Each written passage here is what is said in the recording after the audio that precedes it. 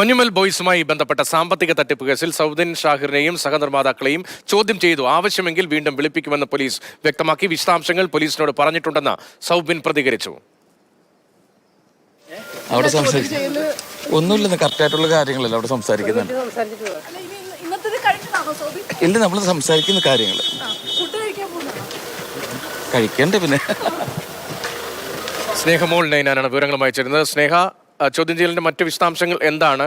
മാധ്യമങ്ങളോട് എന്താണ് ഈ കേസിന്റെ ഇപ്പോഴത്തെ പുരോഗതി എന്ന കാര്യത്തിൽ സൗബിന്റെ പ്രതികരണം കാര്യമായി ഉണ്ടാകുന്നില്ല. പോലീസിൽ നിന്ന് എന്തൊക്കെ വിവരങ്ങൾ അന്വേഷണവുമായി ബന്ധപ്പെട്ട്?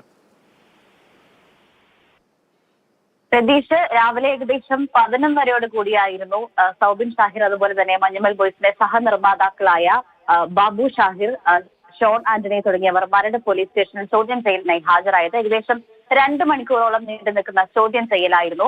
ഈ ചോദ്യം ചെയ്യലിന് ശേഷം മരട് പോലീസിന്റെ ഭാഗത്തു നിന്നുള്ള പ്രതികരണം എന്ന് പറയുന്നത് ആവശ്യമെങ്കിൽ ഇനിയും വിളിപ്പിക്കുമെന്ന് തന്നെയായിരുന്നു. 2 ദിവസം, അതായത് ഇന്നും അതുപോലെ തന്നെ നാളെയും ചോദ്യം ചെയ്യൽ ഉണ്ടാകുമെന്നായിരുന്നു പോലീസ് അറിയിച്ചിരുന്നത്. മാത്രമല്ല, ഈ ചോദ്യം ചെയ്യലിന് ശേഷം സൗബിന്റെ ഭാഗത്തു നിന്നുള്ള പ്രതികരണം എന്ന് പറയുന്നത് വിശദാംശങ്ങളെല്ലാം തന്നെ പോലീസിനോട് പറഞ്ഞിട്ടുണ്ട് എന്ന് തന്നെയായിരുന്നു. അതായത് ഹൈക്കോടതി ഈ 3 പ്രതികൾക്കും മുൻകൂർ ജാമ്യം അനുവദിച്ചിരുന്നു. ആദ്യഘട്ടത്തിൽ ഹൈക്കോടതിയെ കണ്ട് ഈ 3 പ്രതികളും കേസ് റദ്ദാക്കണമെന്ന് ആവശ്യപ്പെട്ടിരുന്നു. അതുപോലെ തന്നെ മുൻകൂർ ജാമ്യാപേക്ഷയും നൽകിയിരുന്നു. ആദ്യഘട്ടത്തിൽ കോടതി ഇവരുടെ ജാമ്യാപേക്ഷ തള്ളുകയായിരുന്നു.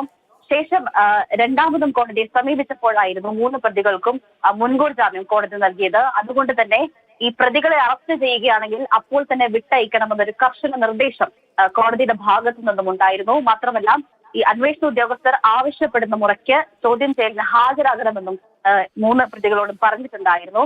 ഈ അരൂർ സ്വദേശിയായ സിറാജുദ്ദീൻ ആണ് ഈ ലാഭവിഹിതവുമായി ബന്ധപ്പെട്ട്, അതായത് ഈ സിനിമയുടെ 40% ലാഭവിഹിതം നൽകാം എന്ന് പറഞ്ഞുകൊണ്ട് 7 കോടിയോളം രൂപ തട്ടിയെടുത്തു എന്ന് ഈ നിർമ്മാതാക്കൾ. അന്വേഷണത്തിന്റെ തുടർച്ചയായിട്ടാണ് ഇപ്പോൾ ചോദ്യം ചെയ്യൽ ഉൾപ്പെടെയുള്ള നടപടികൾ പോലീസിന്റെ ഭാഗത്തുനിന്നുണ്ടായത്. സ്നേഹമോൾ നൈനാനാണ് വിവരങ്ങൾ നൽകിയത്.